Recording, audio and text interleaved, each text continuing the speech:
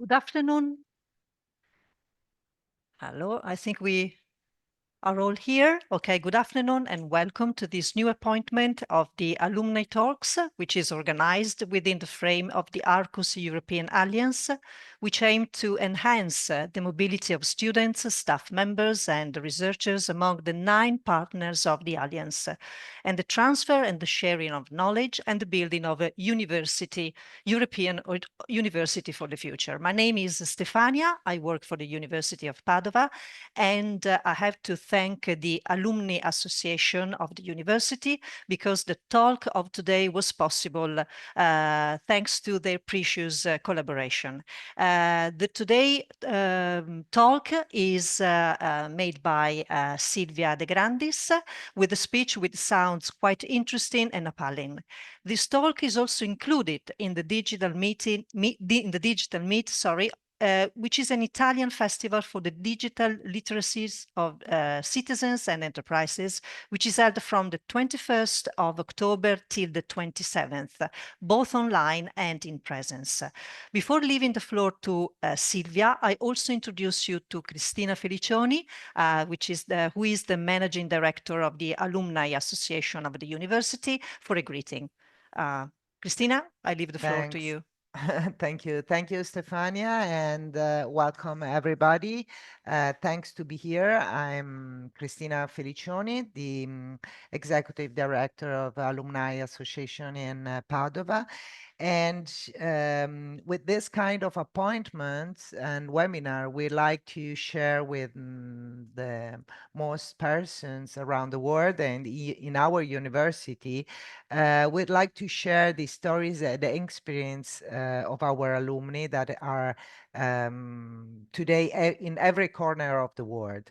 So thanks so much to Silvia de Grandis and to be here with us. And I leave the stage to Silvia because I don't want to steal more time to her presentation. So thanks, Silvia, thanks, Stefania, and welcome everybody and join our talk. Thank you, Christina. Thank you, Stefania. Okay, so now I have to share my screen. So give me a second because I know by experience this is kind of the most difficult part. So give me a second. Okay, so if I'm understanding it correctly, now you should be able to see my screen, but not my speaker notes, which is what we want. If that's not the case, please let me know. But yeah, hi everyone. So nice to be here. My name is Silvia. As it was said, I used to study at the University of Padua. I will tell you a little bit more about that in a second. But before that, what I want to tell you about today. So I would like to show you a little bit more about my personal, let's say, and human journey that brought me where I am today. So how I went from a career in humanities to work in the gaming industry where I am today, but also tell you a little bit more about how the intersection of technology, talent, and ethics potentially also can shape a more inclusive future for the gaming industry, as well as how the gaming world is, of course, a virtual world, as we know, but it's closer to our real life, let's say that we think. So let's get started. So we'll start with chapter 1, let's say, so from academia to avatars. So this is more or less how it went. So I had straight ahead of me a path where I could do actually something related to my education, but I decided to take a completely different road and, just follow a gaming job. So I will go in more detail now, but this is the summary, let's say, of more or less how it went. Sorry, give me 1 second. Okay, how it went. So I was born in 1993 in Castelfranco Veneto, Italy. It's a city that is neither big nor small in the northeast of Italy. And then I studied there, let's say. I did a technical high school, and in 2012, which was my last year of high school, I arrived as a finalist to a quite prestigious literary award in Italy, the Campiello Giovani, which was quite a big deal for me because I always loved to write as a kid. So I just decided to participate to this award, and actually I arrived as a finalist, which meant also being published, let's say, and being recognized as a potential writer. And this, let's say, really gave me the motivation to think that maybe a career in humanities was something that I could do. And this is how I ended up enrolling and then, of course, completing my bachelor's degree in modern literature at the University of Padua. Already during my bachelor, I started having a focus on linguistics. I actually did master thesis in historical linguistics. But this means that already there I understood that I wanted to do something, let's say, a little bit more technical, not only pure humanities. And that's how I decided that maybe I wanted to pursue a career in academia, because I really, really love to study. And I looked around which maybe master I could do that would prepare me for potentially a PhD in the future. And I moved to the Netherlands. I enrolled and then completed a research master's degree in linguistics at the University of Amsterdam. As you can understand from the title of this master degree, it's a research master. So it had a very strong focus on research. We were a very small international group doing a lot of experimental work as well. I explored a lot of different parts of linguistics. It was quite an amazing experience. And what was the goal, let's say, of pursuing this master? What I thought in my head was, I'm going to do a PhD. If I could go back and talk to myself a few years back, I would say, well, that's actually not how it will go, because I didn't end up doing a PhD. And there are several reasons why I decided not to pursue this path. And one of them that I would like to mention, because I think that's quite important to acknowledge it, is this little guy friend that we call the imposter syndrome. The imposter syndrome is something that happens quite a lot to a lot of people. It can happen like it happened to me in my educational career, but also at work, sometimes in your personal life. It's that kind of feeling that you are not good enough, or that you do not deserve to be where you are, let's say. For instance, with coaching and therapy, it can be managed and kept under control, let's say. But in general, let's say for me, this imposter syndrome feeling felt like something related to that I was not good enough. I don't want to be over humble, let's say, at this point. I think I was an average student, to be honest. I don't feel like I was good enough to do a PhD, which, if you ask me, it's a fair thing. Like academia is quite a competitive field. So I didn't feel like I was good enough to enter that. But aside from the imposter syndrome, there are also other reasons that were quite practical ones, let's say, for which I decided not to do a PhD. So one of them was the so-called, let's say, lack of financial stability. We know that, of course, at high level, academia can give you quite high paying jobs, especially if you are like an associate professor or something similar to that. But the beginning of your career in academia, it's not the most well-paid jobs, let's say. And I wanted a little bit more stability from that perspective. I also kind of wanted to settle down, not in the sense that I wanted to move, let's say, to a country and stay there forever, because I lived in different countries in my life. I'm very open to move abroad and to move again in the future if there is the right opportunity, let's say. But I kind of wanted to choose where I wanted to live. And you might know with academia, most of the time you have to move where the job is, because there are not a lot of opportunities, especially for the projects that you're interested in. And also, I wanted kind of a desk job, let's say, more work-life balance. I wanted to work from 9 to 5 and not to think about work outside of this.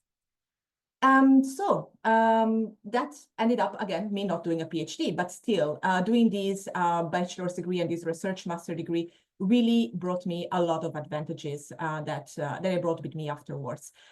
So first of all, it gave definitely to me the capacity to work in an international environment. I had the opportunity, especially, of course, in Amsterdam, to work with a very international team with a lot of different mindset and approaches, and these really helped me afterwards. Also, it gave a boost to my English, which improved a lot during my master, if you ask me. But also, I had the chance to develop several skills that were useful for my work afterwards, such as presentation skills, working with deadlines, and also a little bit of work with data, because in linguistics, it can get quite scientific sometimes, so quite technical, let's say. So yeah, we're at the point where I completed my master. I decided not to do a PhD. So I moved back to Italy. And to me, this felt like quite a step back because I really didn't know what to do at that point. I did not have an apartment in Amsterdam anymore. I didn't have a job. So it felt like the only possible solution in that moment. I didn't know what I wanted to do with my life. So I started bringing my CV around different places. And I actually quite randomly started working at a recruitment agency because I also brought some CVs in recruitment agencies to see if they had some jobs for me. And I actually were hired by one of them to work for them, let's say. And when I was hired there, my experience working on projects and already experience working in teams for different projects at university definitely helped. And yeah, I was covering a parental leave in this recruitment agency. So the contract was rather short, like 6 or 7 months. And when it ended, I actually took a leap and decided to move to Berlin in 2019. There was several reasons for deciding to move to Berlin. One of them was actually a personal reason, but also Berlin seemed like a good choice for me because I was still very ambitious. As I mentioned before, I wanted to live abroad again. I wanted to have an international experience, work in English potentially, and Berlin at the time was a very tech hub, let's say, with a lot of startups, a lot of English-speaking jobs. So I was very motivated by Berlin. So I moved to Berlin. I applied to different jobs. Actually, I randomly applied in a gaming company. I just went on LinkedIn, searched for different openings, and there was the possibility of doing an internship in the HR department in a gaming company. And I thought this was a good opportunity because in my experience at the recruitment agency, I was doing a bit of HR administration, a bit of recruitment. So I had already a little bit of basis. So I applied in this company and I got the job. I was very surprised by it. It was actually my first application. It was English speaking. It was like amazing because I thought how cool it is to actually work in gaming. I never even thought that, I don't know, gaming had an HR department. I don't know why in my head it's such a different industry. I didn't think they could work as a regular, let's say, company. So the company was Colibri Games. It was founded in 2016. And I really had a chance to live the real startup story, let's say. This was a company of students, let's say, that were as old as I was at the time, so very young people. And they had, here have some pictures, they had a lot of money. To be completely honest, we were doing like vacations once a year in Greece, for instance, in 5-star hotels. It was really an incredible success story, let's say. That ended up in 2020 to be acquired by Ubisoft. If you are a gamer yourself, you might know Ubisoft is quite a big publisher. So this was really, really a massive success. And I ended up staying at Colibri Games for 2 years and a half. So I started with an internship, as I mentioned, but then I was kept for a full-time job. And at the end of 2021, I decided to change industry. There are several reasons why I decided to do this. The end of 2021 was the so-called Great Resignation. Due to COVID, a lot of people were resigning, searching for new jobs. There was really a lot of movement in different industries. And for this reason, recruitment was a very well-requested, let's say, position, because a lot of companies were hiring quite a lot to replace those people that were leaving. So it felt like a good moment for me to try something different, go a little bit out of my comfort zone, because again, recruiters were very requested, and also salaries were increasing. So it was also a good career move for me. And that's how I ended up joining a company called Volt. Volt is a company that does food delivery, grocery delivery, similar to Just Eat or Glovo, if you know them. So quite a different industry for me. It was quite bigger than Colibri Games. Colibri were not even 100 people at a time, and Volt had thousands of people. So quite a different experience, let's say. And yeah, turned out that I made a huge mistake, and it happens to the best of us. And it turned out that I really did not like the job because I really was missing the gaming industry. I was missing the entertainment part, building a product that brings joy to its users. And you could argue that having your pizza delivery on Friday night also brings you joy. And I will go with you on that. I completely agree. But still, it's quite different than building a game, building that kind of experience. And also, working in the tech industry, it's quite a fascinating one. So I stayed at Volt for 3 months, more or less. And at the beginning of 2022, I decided to go back to gaming, let's say, because it was, as I mentioned, something that I really liked, which brings me where I am today. I'm currently a senior talent acquisition manager in gaming in a company called Wooga, and Woman in Games ambassador. And that's the end of chapter 1. I will move immediately to chapter 2. If you have any questions, feel free to use the chat and we will look at them at the end, or feel free to save them for the end, of course. But let's move to chapter 2. Because now that I told you how I got here, I would like to go in a little bit more detail about that intersection of technology, talent, and ethics I mentioned at the beginning, which is something I feel very close to because I'm, again, Women in Games Ambassador. Diversity and inclusion in general is quite a hot topic in tech, as there is in general not enough diversity, although diversity can have a lot of different meanings, let's say, because diversity, you could argue, is diversity of nationality, of gender, of mindsets, of potentially even religion. Let's say that tech has a bit more advantage than other traditional industries such as manufacturing or sales when it comes to diversity of nationalities, for the nature of the industry itself, because usually it's quite an English-speaking one. But gender diversity remains a big topic.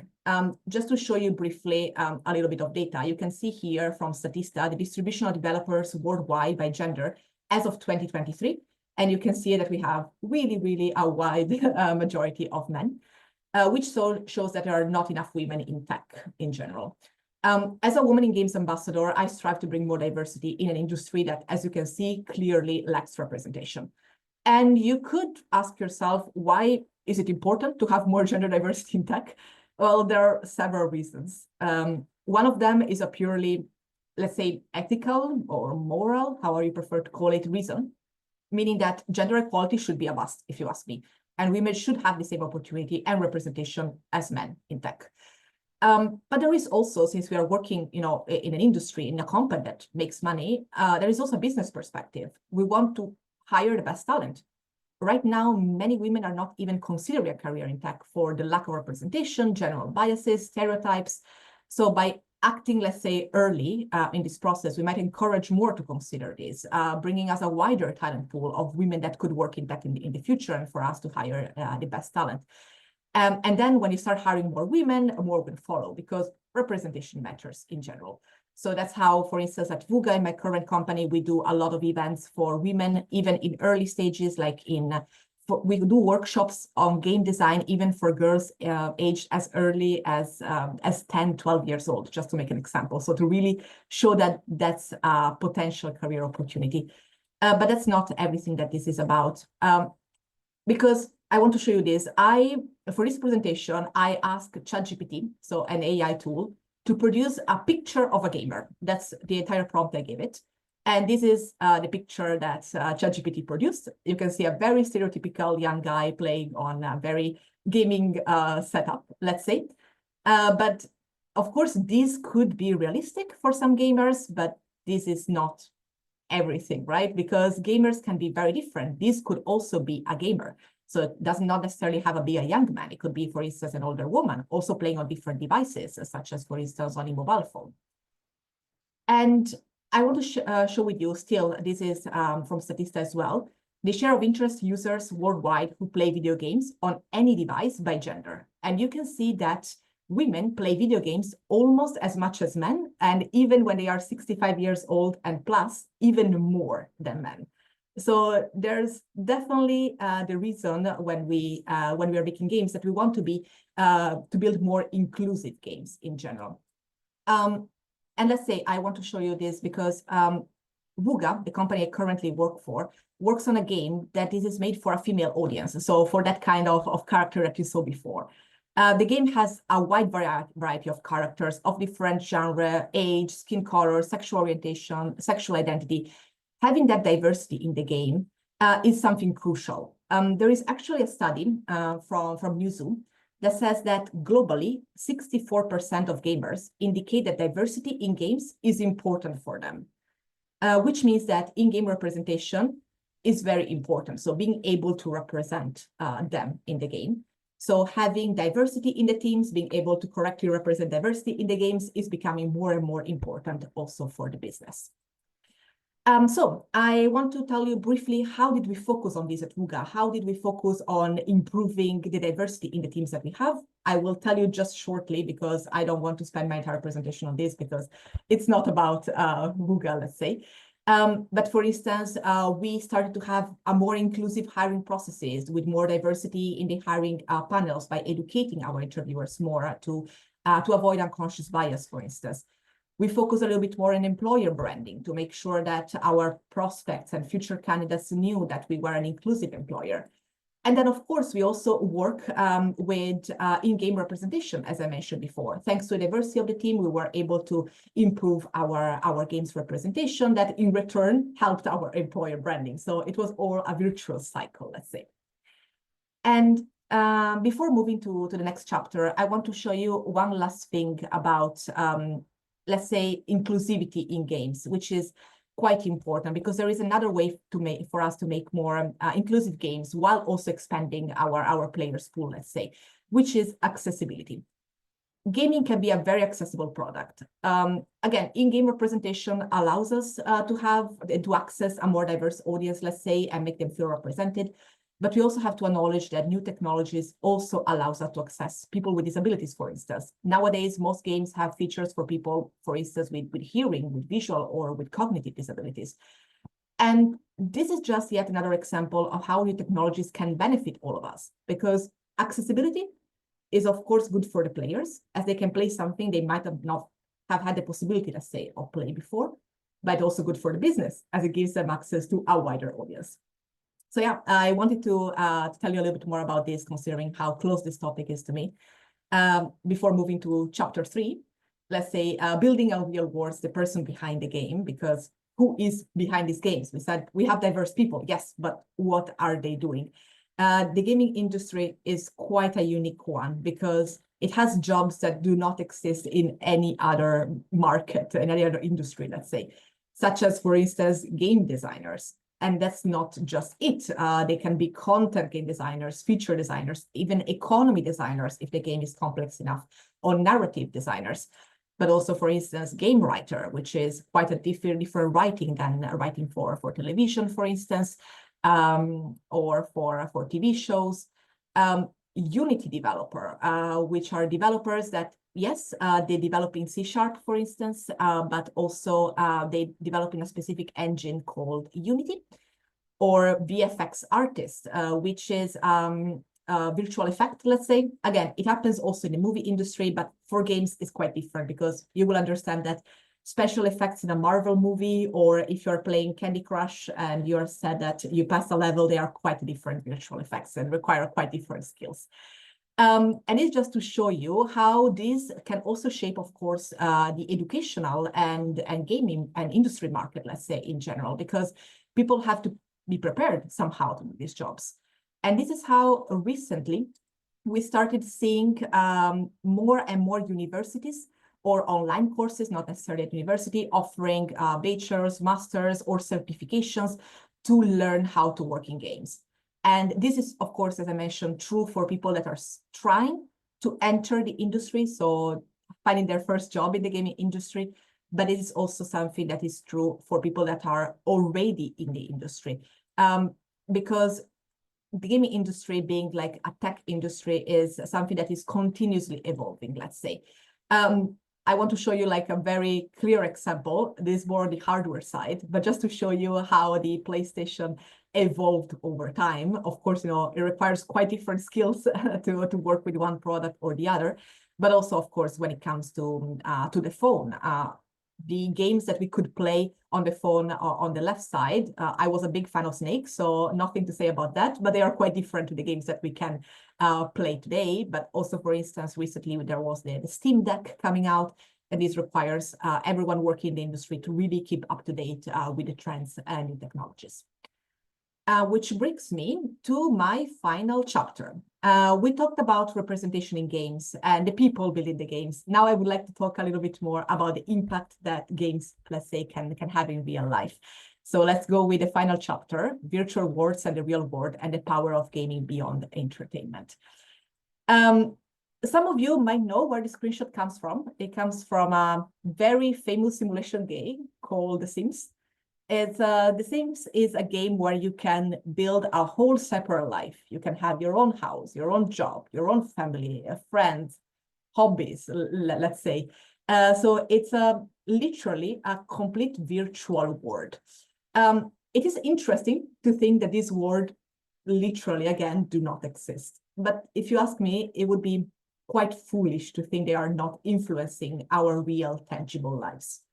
And I will show you some examples of this. Quite an immediate, famous one is the monetization, let's say. If you are a gamer yourself, but probably also if you're not, you know that sometimes, actually all the time, because a company have to profit, you can buy in-game things that are purely in-game things. So you can see here an examples, for instance, from the mobile game Candy Crush, where you can spend 2, 5, 6, 7 euros on different boosts for the game. And on the right, you can see an example from Asphalt, a racing game, where you can spend even like consistent amount of money. You can see $100 for a reskin and for new cars. And this is a very tangible example of how games can affect your real life, because you are literally spending your real money into it. And since we're talking about monetization, I want to briefly talk to you also about the topic of loot boxes. And let me see if this works. Yes, okay. And some of you might know how the loot boxes work, but yeah, this is a short animation. Yes, okay. So you basically buy a box and you do not know what's inside the box. So it's a mechanism that is very similar to gambling, up to the point where the system of loot boxes is quite discussed in the gaming industry, if it's even ethical. There are some countries where potential loot boxes are forbidden because gambling might not be legal, for instance. So this is to show you that gambling affects games. So there's also quite a relation between the real world and the virtual world. Games themselves can also affect other products, of course. An example of this is gamification. So I want to show you this because it comes from the company I used to work for before, Volt. Volt has a mini game inside their own app. So while you're waiting for your food to be delivered, you can play a very simple tap game. So you tap as much as possible. I think you have just a few seconds right now to do that. It used to be longer, but now they reduced it. And if you beat a record, they would give you a free delivery. So gamification can be used for a lot of different things, also in products that, again, are not games. It can also be used for very cool projects, for instance, for medical rehabilitation. So it is used in the real world all the time. And in fact, games can also be educational. You can see here an example of games for kids where they can improve their mathematical skills, for instance, but there is also the possibility of doing this for adults. So cognitive abilities in adults that can potentially improve their day-to-day life, potentially, again, going closer to the gamification that we mentioned before for rehabilitation purposes sometimes. Another way that gaming really relates to real life, if you ask me, is multiplayer. A lot of you might be familiar with this game, but multiplayer is an example of how games can affect and potentially improve, of course, your day-to-day life, because you can play with people, with friends, or on your couch and just enjoy some quality time together. But for a lot of games, you can also play remotely, for instance, and connect with people that you're not physically close to, and form new connection and relationships, for instance. And multiplayer is actually also quite an interesting feature and a strong feature that we have in our main game at Wooga, June's Journey. You can see here a screenshot. In June's Journey, we have the so-called clubs. So people can meet in clubs. You can see here an example. You can see in the club info here. Clubs have a meeting time where people meet at the same time and exchange in-game items and rewards. In this case, you have to even do an application to ask to be in this club. You can choose the language, and you can also choose the play style. In this case, this is a relaxed group. They just play casually. But believe me, there are really some competitive groups. And we hear all the time from our customer care team of stories of groups that really bonded so closely, and then they met in person and they are super close friends. They shared a lot of good and bad experiences in their lives. And I mean, it's really incredible how you can form real life experiences from a game. And I also finally want to give you an extreme example of how a game can affect your real life. Last year, June's Journey, our game, celebrated its 6th anniversary. And we organized a murder mystery event for our players. You can see them here. So we did a contest, we picked the winners, and we just flew them to the UK to do, again, a murder mystery live party, which was very similar to the vibe that the game has, because our game is a hidden object detective sort of game. So they had the possibility of basically playing their game in real life. And for this game, we also had, of course, some actors that were playing for this murder mystery. And I'm very proud and so joyful to share that I was one of them. So I do improv theater in my free time. So I was casted as one of the actors. It was such an incredible experience to be able to literally bring a game alive. I cannot really express it.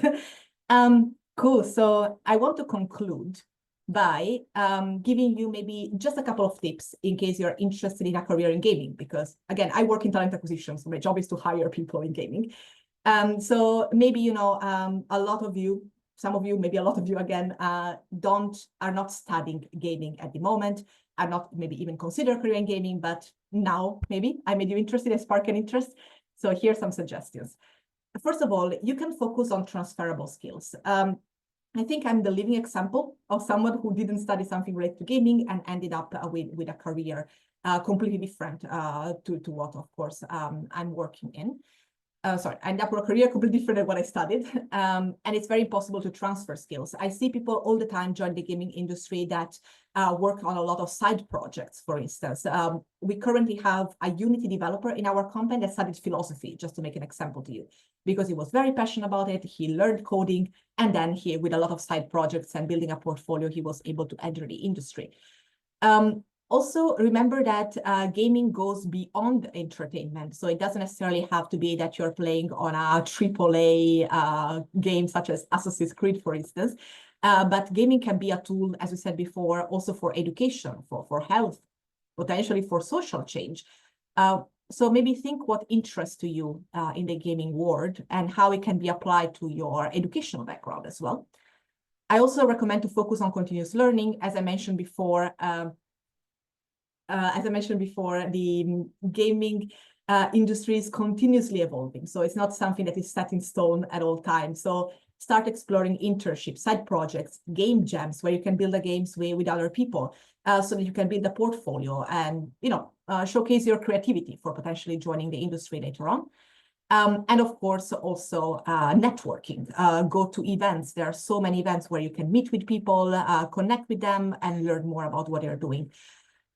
In general, gaming, tech, and I dare to say corporate life go beyond being just able to code. Gaming and tech are industries that are driven by creativity, by innovation, and by people in general. And yeah, I'm right on time, so I would like to close it here. I hope I was able to give you some insights and maybe spark some thoughts when it comes to these virtual worlds, new technologies, and people, of course. I really believe that with the right approach and with the right mindset, games can really inspire joy. They can spark connection. They can make us richer from many perspectives. And I guess ultimately becoming even a real world, as we said. So yeah, thank you very much. And if you have any questions, I am here. Thank you, Silvia. It was really inspiring. I think that we have one hand raised in our audience. It's Sarah. If Sarah wants to open the microphone and put the question or the comment. Or maybe stop listening. Okay, we have another question here in the chat from Riccardo Longo. I think you can read it yourself. You have talked about transferable skills, but as a linguistic student, I have the feeling that the industry is more interested in a tech person who can fill the eventually humanistic gap later than in the humanists who have to fill the lack of tech knowledge, which is a deeper gap. Am I wrong? Which abilities make a humanist more valuable than a programmer with the basic knowledge in linguistic field? Assistance? Mm-hmm. Yeah, absolutely. That's a good question. And I understand where you're coming from, Riccardo. I guess it also depends which side of the industry you are looking to work in, let's say. So of course, if you are looking to become a software developer, already having a background in tech definitely helps. I mean, I'm not going to hide it. It's quite a strong thing, but I think that humanities really help with a mindset that not necessarily all tech backgrounds give you. It's a lot about even project management, communication skills, presentation skills that a degree in scientific fields or with even like a background in coding do not necessarily give you. And again, the gaming industry is not necessarily that picky because there are not a lot of people that are studying specifically game design. We see people that are looking to do game design that studied really anything. I think the important part is that your motivation and the portfolio that you build for yourself so that you show what you want to do. I hope this makes sense. If not, feel free to follow up. Okay, there's another question from Marco. Are you currently working on improving games with the AI technologies? Partially. Let's say that in general, the company that I'm working for, but I feel the gaming industry in general, it's still exploring a bit how artificial intelligence will work. It will not definitely, at least for now, replace completely different jobs that we have, but it can be useful to automatize some repetitive work. So for instance, we have some games that currently are more on an automation mode, so they are not in live operation stage. And for that one, having, a small code review or even having some art assets that are very repetitive produced automatically can help. But it still requires a lot of support from the human side. So it's more a tool to improve productivity rather than replacing what we're doing. Okay, then we have Reza asking if you can give your email for more information about the job opportunities and the internship at Wooga, I suppose. Yes, I will write it here, and feel free also to connect with me on LinkedIn. Here we are. Thank you.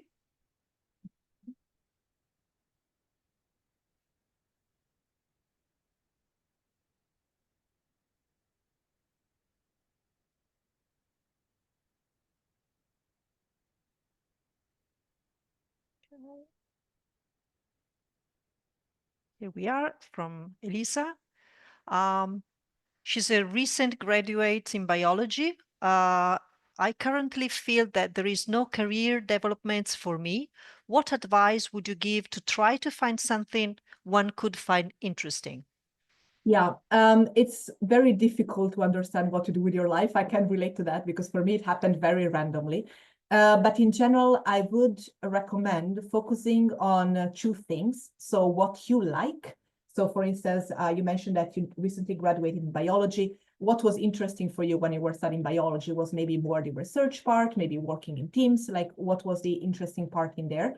And also what you feel you're good at. Maybe you are better at work with data than something else, like what you are also good at, and try to find a good combination between the two. I think that's always a good point to start. And then trying to explore the market in that direction. Again, there are really a lot of possibilities to have different careers. I remember that when I was working at Colibri, we hired someone that had a PhD in chemistry as a marketing manager, because he had a very data analytics mindset. He loved to work with data. He understood data. And we were like, well, that's everything we need. And then the rest we can teach you. So it's really about understanding what you're good at and what you like. I know it sounds easier said than done, but I think that's a good start. And I hope that helps, Elisa. Good luck. Thank you. We also, so Moitaba, sorry for my pronunciation, are asking more about the networking. Which kind of events do you suggest people should follow and participate in? Absolutely. So there are a lot of events all around Europe. If you're interested in gaming in particular, for instance, there is a very big event in Cologne once a year that is called DevCom or Gamescom, depending if you go to the business side or the gaming side. I really recommend. But there are a lot of specific events also, for instance, for artists. There is one every year in Portugal. There is, I think this week, there is GIC happening in Poland. There are also some events in Italy sometimes. I would recommend that maybe you reach out to me via email or on LinkedIn, because it also depends what you're interested in, and maybe I can give you some more specific recommendations, because some events are tailored specifically for some jobs. Okay, then we have a question from Quincy. Well, it's an opinion. She's saying that you were talking about the importance of diversity and inclusiveness in gaming, but there are many games with misogynistic elements that still are having a lot of success. She's mentioning Zelda, for example. As a woman, she's afraid and she feels conflicted about enjoying these kind of games. What's your opinion on that? Yeah, I hear your point. And I think there's also the reason why there are so many studies, as I mentioned before, about women in tech and women in gaming, but also the amount of women that play games, why diversity is important, because I feel you're not the only one feeling that way. I feel the industry is very male dominated at the moment, which is why the games are so male oriented and male dominated, because you don't have a woman in the background that can give you like an honest opinion, because who better than a woman to give you an opinion if a game is for women, right? And if it's representing women well. So I think it goes way back, as I mentioned before, and our job has to be to introducing more women in the gaming industry to improve this. But I completely feel you. I also don't feel comfortable playing some games, and I actually don't support some games because of this, to be honest. And I feel like that's completely fair. Publishers will learn that if their player base will decrease, because again, 50% of our players in general are women, they will probably start seeing some consequences and hope. It also starts very small. But yeah, I feel like it's everyone's job to try to improve this. And if you don't feel comfortable, I completely hear you and the same. Yeah, we have also another question, Silvia from Joya. Would you suggest as a recruiter to email different HRs in case most of the jobs posted are for more tech-based position to perhaps keep our CV on file? That really depends on the companies. So we are in Europe, and in Europe there is a lot of data regulation. So if you send your CV via email, usually companies cannot keep it for too long because they have no way to track it. That's a very practical thing. So if a company has the possibility of sending an open application, some of them you can actually see it in their website. I would recommend doing so. Sending your CV via email usually doesn't help that much. I would recommend maybe reaching out on LinkedIn instead and just saying, hey, I would like to connect with you, and maybe just send a few words so that the person maybe can remember you when you apply, but also just keep an eye on the websites and apply when something opens up. And do not be afraid to apply for jobs that you think you're not qualified for. If you go to the Wooga career page, there's actually a disclaimer that I wrote myself about women not applying enough for jobs if they feel like they are not meeting 100% of the requisitions. And it's actually, there are studies about that. So let the recruiter do the job and reject you. You apply, don't be afraid of that. Okay, I think Riccardo has another question. Riccardo, if you can open your microphone. Yes, can you hear me? Yes. Sorry.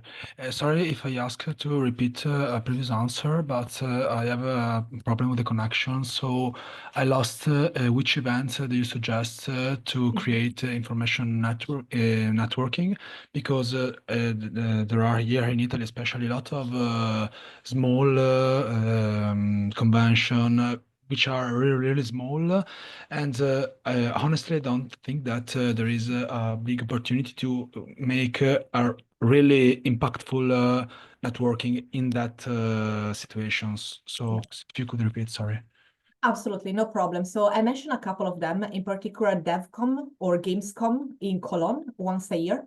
There is GIC in Poland, and then there are some other events that are more specifically, for instance, only for artists or only for game design.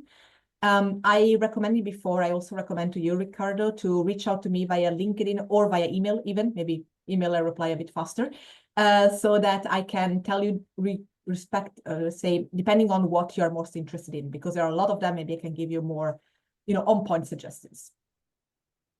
Thank you very much. Of course. Thank you, Silvia. And could you tell us something about salaries in the gaming industries? Marco is asking about this. So I cannot share with you the salaries that we have at Wooga because, of course, that's confidential information, unfortunately. I can tell you that for the gaming industry, it really depends on the companies. There are some startups that, as all startups, cannot afford like super high salaries.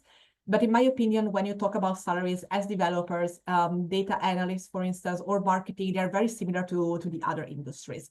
And it is an industry that also gives the possibility to have jobs in game art, for instance, to be an artist. That is something that doesn't happen quite often.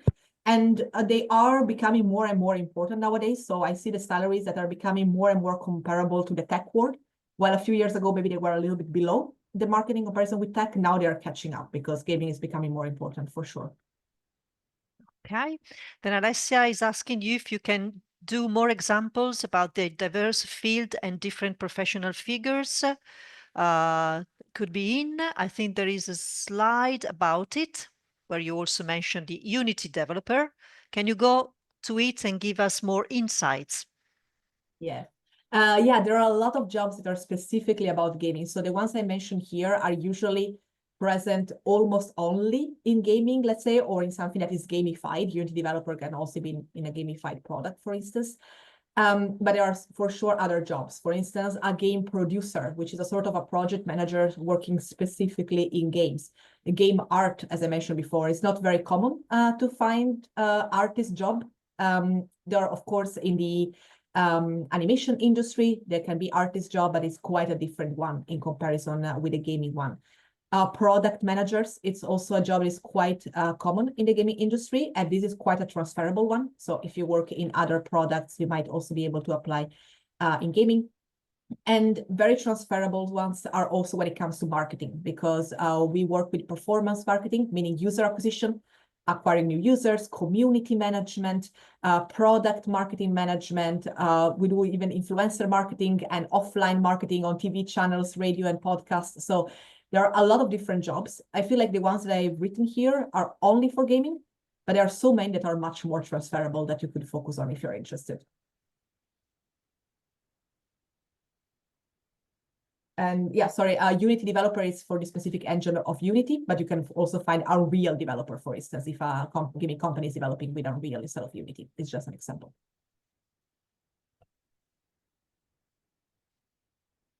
Okay, this is from Alessandro. What do you think about pursuing solo careers such as ID at Xbox, for example?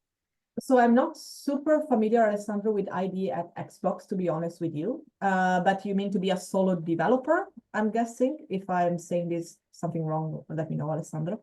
But in general, I feel like if it's good for you, then go ahead with it. I mean, it's your career in the end and your life. I don't have anything from a career perspective against it, let's say. If your goal is in the end to work in a company, I think it's a good start because it helps you to build a portfolio. But I'm not super familiar with this, so I don't want to give you too many details, let's say. What are some skills you would suggest us to develop as humanities students who might want to have careers that might not be related to humanities in academia? Yeah, I think that for sure something that is related to working in teams and on research projects, because that also is definitely something that happens also for humanities. So you can, of course, do always some researches that are purely based on literature, but you can also do some researches that are based more on data. It can be in linguistics, but also it can be in philology, for instance. So it's definitely something that you can do on that will prepare you to do research, work in a team, and understand more about data. A lot of people that are working with data, unless you're a data scientist for which you need to know how to code, actually a lot of the job is being able to interpret data, understand it, work with it. So you don't necessarily have to be a coder, let's say, to work with data. So I also recommend focusing a little bit on that. And don't shy away from possibilities of working on presentations, for instance, and developing your speaking skills and interpersonal skills, because that was very important for me for the job I'm doing today, where I'm interacting with people all the time.